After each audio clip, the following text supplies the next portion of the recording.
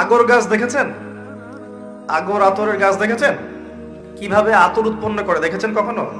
সিলেট মৌলভীবাজার অঞ্চলে যাবেন, দেখতে পারবেন। আমি রিকোয়েস্ট করবো জীবনে একবার হলো দেখে আসেন। এখান থেকে একটা শিক্ষা বলি। আমি সেখানে প্রোগ্রামে গিয়েছিলাম। সেখানকার জায়গাটা আপনারা জানেন বরকতময়, কারণ সেখানে শাহজালাল রাহিমাহুল্লাহ ওখানে কবর আছে। যদিও মানুষ তার কবরকে কেন্দ্র করে অনেক আজে বাজে কাজ করছে, যেটা ইসলাম সমর্থন করে না, কিন্তু হিস্ট্রিটা ঘাটলে আপনি দেখবেন সেখানে গৌর গোবিন্দ নামে একজন বাদশা ছিল, বাদশা না, রাজা ছিল। গৌর গোবিন্দ নামে একজন রাজা ছিল। এ ছিল জালেম, প্রচন্ড জালেম। জুলুমের এমন কোন সেক্টর নাই যা সেটা করতো না। এমনকি মুসলিম অমুসলিম সবার উপর সে জুলুম করত। কয়েক দফায় তৎকালীন আমাদের সাবকন্টিনেন্টের যে মুসলিম শাসকরা ছিলেন তারা সৈন্য পাঠিয়েছিলেন, কিন্তু কয়েক দফায় সৈন্যরা সেখান থেকে ব্যর্থ হয়ে ফিরে আসে। এরা অন্যতম একটা কারণ ছিল রাজা গৌর গোবিন্দ জাদু জানতো, জাদুবিদ্যায় খুব পারদর্শী ছিল, জাদুবিদ্যায় খুবই পারদর্শী ছিল সে। তো এক পর্যায়ে শাহজালাল রাহিমাহুল্লাহ তিনি তার ৩৬০ জন অনুসারীকে নিয়ে এই জায়গাটা আক্রমণ করেন। সুরমা নদীর তীরে তারা ক্যাম্প স্থাপন করেন, সেখান থেকে নদী পার হয়ে এই জায়গায় আক্রমণ করে। হিস্ট্রির বইগুলোতে আছে, সত্য মিথ্যা আল্লাহ জানেন। তিনি বলেছিলেন যে আমার এই ৩৬০ জনের মধ্যে কে এমন আছো যে একদিনও ফজরের নামাজ কাজা করনি, সে এখানে দাঁড়িয়ে আজান দিবে।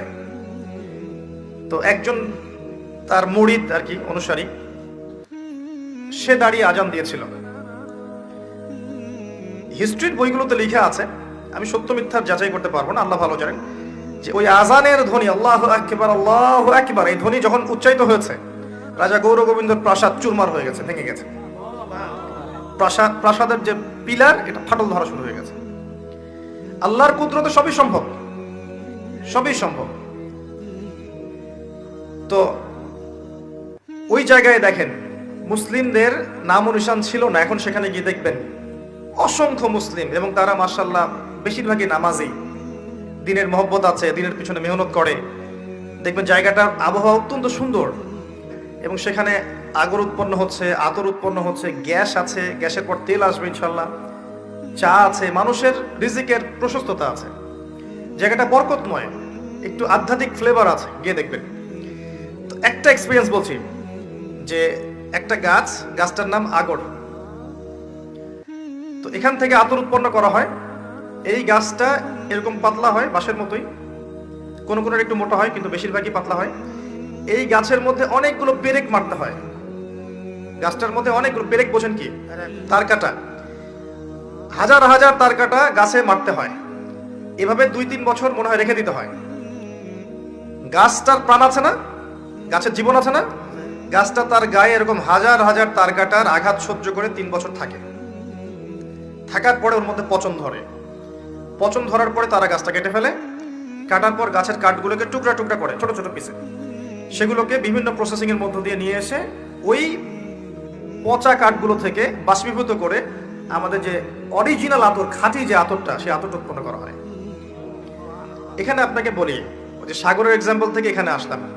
সাগর যেমন আপনার পা ধুয়ে দিচ্ছে, এই গাছটার দিকে তাকিয়ে দেখেন, নিজের গায়ে অজস্র কাটার আঘাত সহ্য করে আপনাকে সুগন্ধি দিচ্ছে।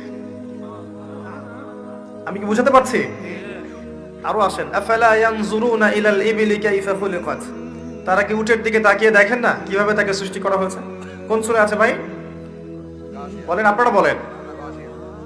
গাশিয়া আছে। শোনেন ভাই, এগুলোর অ্যান্সার যতদিন দিতে পারবো না, মানে কোরআন সম্পর্কে পূর্ণ ধারণা থাকবে না। আল কোরআনের আলো কি সত্যি ঘরে ঘরে জ্বলবে? যখন আপনি কোরআন সম্পর্কে পূর্ণ জ্ঞান রাখছেন, কোরআনের হক আদায় করছেন, অটোমেটিক আল কোরআনের আলো ঘরে ঘরে জ্বলবে ইনশাআল্লাহ, অটোমেটিক জ্বলবে ইনশাআল্লাহ। আল্লাহ বলছেন, তারা কি উটের দিকে তাকিয়ে দেখে না কিভাবে তাকে সৃষ্টি করা হয়েছে? মরুভূমির জাহাজ নিজে পানি না খেয়ে আপনাকে মাইলের পর মাইল সফর করাবে, নিজে পানি না খেয়ে। কথা বুঝতে পারছেন? ওয়াইলা সামাই কাইফা রুফিআত, আকাশের দিকে তাকিয়ে দেখে না যে আকাশ কিভাবে ছাদ হয়ে আছে, বিগাইরি ইমাদ, কোনো স্তম্ভ ছাড়াই। অন্য সূরা আছে এটা। এই আকাশ জমিনটাকে বুকে জড়িয়ে রেখেছে, খেয়াল করে দেখেন। এবং জমিনবাসীর উপরে মহাকাশ থেকে কোনো বিপদ আপদ আসতে দেয় না। আল্লাহ এমন ভাবে সৃষ্টি করেছেন আকাশটাকে। যারা সায়েন্সে পড়েছেন তারা জানেন যে ওজোন স্তর আছে না, এর যে ক্ষতিকর প্রভাবগুলো এখান থেকে রক্ষা করে না আমাদেরকে, আল্লাহ এমন ভাবে সৃষ্টি করেছেন। ওয়াইলাল জিবালি কাইফা নুসিবাত, পাহাড়ের দিকে তাকিয়ে দেখো কিভাবে পাহাড়টাকে একেবারে পেরেকের মতো গেঁথে দেওয়া হয়েছে দৃঢ়ভাবে। আপনি পাহাড়ে যতই ঢিল ছড়েন না কেন, ঢিল ভেঙে টুকরা টুকরা হয়ে যাবে, পাহাড় তার জায়গা থেকে নড়বে না। এটা হওয়া উচিত একজন মুমিনের বৈশিষ্ট্য।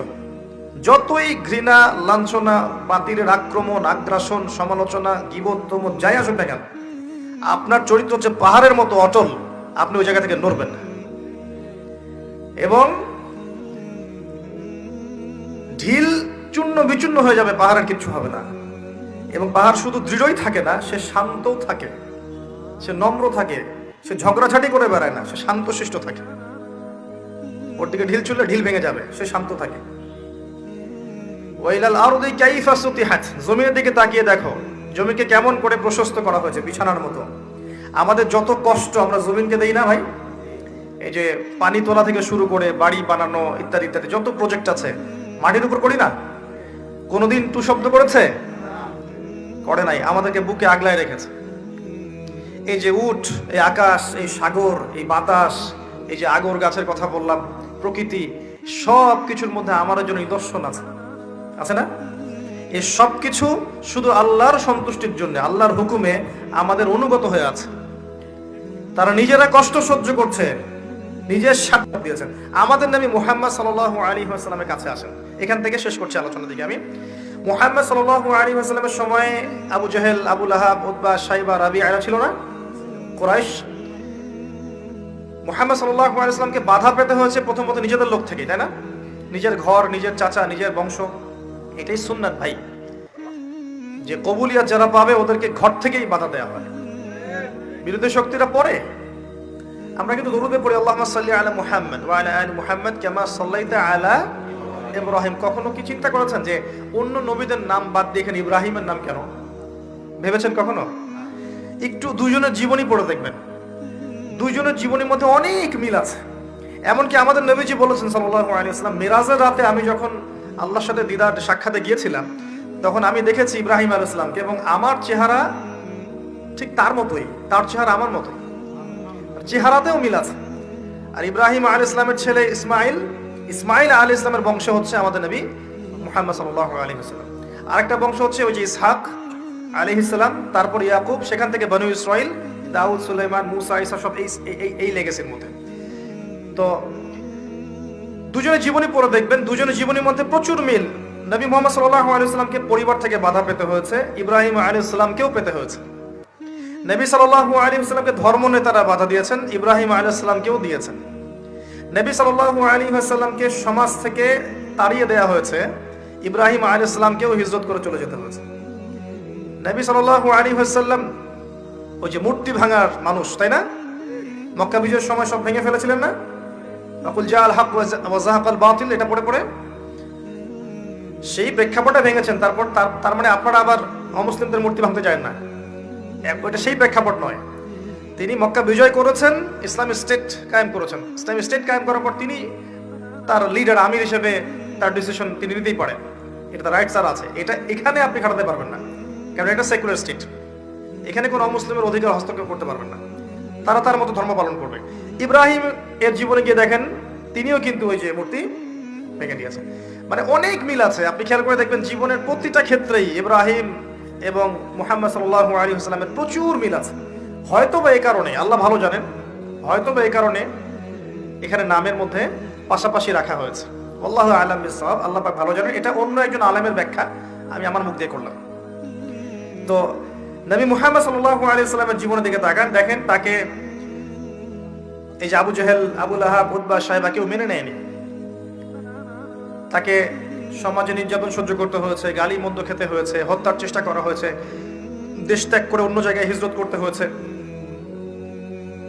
কিন্তু আল্লাহ রাব্বুল আলামিন তাকে এবং তার অনুসারীদেরকে কিয়ামত পর্যন্ত কিন্তু চিরঞ্জীব করে রেখেছেন, রাখেন নাই? পক্ষান্তরে তার বিরোধিতা যারা করেছিলেন তাদের কাউকে কি আল্লাহ পাক অস্তিত্ব রেখেছেন? একই সুন্নাত। আমাদের নবী সাল্লাল্লাহু আলাইহি ওয়াসাল্লাম যেই যুগে বাস করতেন, শোনেন, সেই যুগের মধ্যে শিরক ছিল। কি ছিল? শিরক ছিল, সুদ ছিল, জিনা ছিল, মাদকদ্রব্য ছিল, আপনার নারীর অবমাননা ছিল, গোত্রীয় হানাহানি কাটাকাটি ছিল। আপনি এখনকার এই বিশ্বের দিকে তাকিয়ে দেখবেন হুবাহু সেই বিষয়গুলো এখনকার বিশ্বের মধ্যেও আছে। হুবাহু সেই বিষয় পুরো ওয়ার্ল্ড ওয়াইড আপনি শিরক দেখবেন, ওয়ার্ল্ড ওয়াইড আপনি রিবা, সুদ দেখবেন, সারা বিশ্বব্যাপী আপনি মাদক দেখবেন, সারা বিশ্বব্যাপী নারীর অবমাননা দেখবেন, বেহায়াপনা দেখবেন, জিনা দেখবেন, সারা বিশ্বব্যাপী আপনি দেখবেন গোত্রীয় হানাহানি এখন রাষ্ট্রীয় হানাহানিতে রূপ নিয়েছে। একই স্টাইল চলছে। এরকম একটা জায়গায় নবী সাল্লাল্লাহু আলাইহি ওয়াসাল্লামের কাছে এই বইটা নাজিল করা হলো, আল কোরআনুল কারীম। এই কোরআনুল কারীম দিয়ে নবী সাল্লাল্লাহু আলাইহি ওয়াসাল্লাম 23 বছর দাওয়াতি কাজ করলেন। কত বছর? এবার 23 বছর পরের মক্কার দিকে আপনি তাকান, এখানে কোনো শিরক নাই, আছে?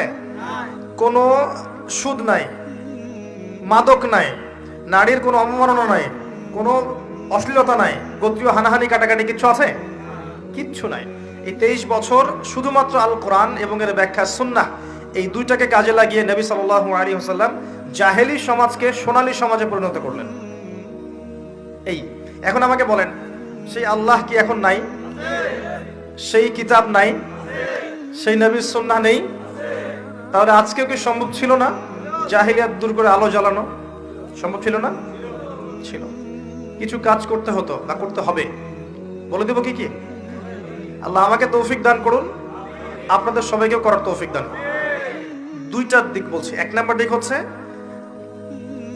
জ্ঞান অর্জন করতে হবে, জ্ঞান অনুযায়ী আমল করতে হবে, পারিবারিক আদর্শটা ধরে রাখতে হবে, আপনার হালাল রিজিকের ব্যবস্থা করতে হবে, আপনাকে দিনের জন্য নিজের জান মাল সময় শ্রম প্রতিভা দিয়ে দিনের খেদমতে আঞ্জাম দিতে হবে, উম্মার ঐক্যের জন্য আপনাকে চেষ্টা করতে হবে, অর্থনৈতিকভাবে স্বাবলম্বী হতে হবে এবং এমনভাবে ইসলামের দাওয়াত দিয়ে উম্মাকে, দেশকে, জাতিকে, রাষ্ট্রকে ভালো কিছু দিতে হবে যেন আমরা মধ্যম পন্থায় ইসলামের পতাকা নিয়ে এগিয়ে যেতে পারি। এই কাজগুলো করলে আজও সম্ভব, আলো জ্বালানো আজও সম্ভব। আরেকটা কাজ, এই বইটার হক আদায় করতে হবে, আল কোরআনের হক আদায় করতে হবে, বিশুদ্ধ তিলাওয়াত শিখতে হবে। এক নাম্বার কি? বিশুদ্ধ তিলাওয়াত শিখতে হবে। 2 নাম্বার হচ্ছে এর কিছু অংশ হিফজ করার চেষ্টা করতে হবে। 3 নাম্বার এর অর্থটা বোঝার চেষ্টা করতে হবে। 4 নাম্বার এর আদেশগুলো মেনে চলার চেষ্টা করতে হবে। 5 নাম্বার এর সমস্ত নিষেধ বর্জন করার চেষ্টা করতে হবে। আর 6 নাম্বার এর দাওয়াতটা মানুষের ঘরে ঘরে পৌঁছানোর চেষ্টা করতে হবে। পারা যাবে ইনশাআল্লাহ? তিলাওয়াত কতটুকু সময় লাগতে পারে ভাই তিলাওয়াত শিখতে? 1 মাস, 2 মাস, 3 মাস, সর্বোচ্চ 3 মাস। 3টা মাস আমরা 1 ঘন্টা করে আল্লাহর জন্য উৎসর্গ করতে পারবো না? 3 মাসে 90 দিন, তাই না? দৈনিক যদি 1 ঘন্টা করে দেন তাহলে 30 ঘন্টা হচ্ছে আপনার, 90 ঘন্টা হচ্ছে আপনার। তো 90 ঘন্টায় কয় দিন হয়? 90 ঘন্টায় কয় দিন হয়? 4 দিনের বেশি বা 4 দিনের মতোই নাকি? 4 দিনের কাছাকাছি, 3 দিন প্লাস 4 দিনের কাছাকাছি। 4টা দিন যদি আপনি আল্লাহর জন্য দিয়ে দেন, উৎসর্গ করেন, এই বই আল্লাহর কিতাব আপনি পড়া শিখে যাবেন। আপনি কি রাজি নাই? মাত্র 4টা দিন আপনি উৎসর্গ করেন আল্লাহর জন্য। একজন ওস্তাদের কাছে যান, একজন কারির কাছে যান, মাদ্রাসার শিক্ষকের কাছে যান। আর আমার পরামর্শ যে কমই মাদ্রাসার ওস্তাদদের সাথে থাকেন, এটা আমার পরামর্শ। তাহলে আপনি ভালো শিখবেন। আরবি ব্যাকরণ থেকে শুরু করে আপনি কোরআন, হাদিস, ফিকহ, অন্যান্য বিষয়গুলো ভালো শিখবেন ইনশাআল্লাহ। গিয়ে আপনি সুন্দর করে কোরআন পড়া শেখেন। পারবেন না ইনশাআল্লাহ ভাই?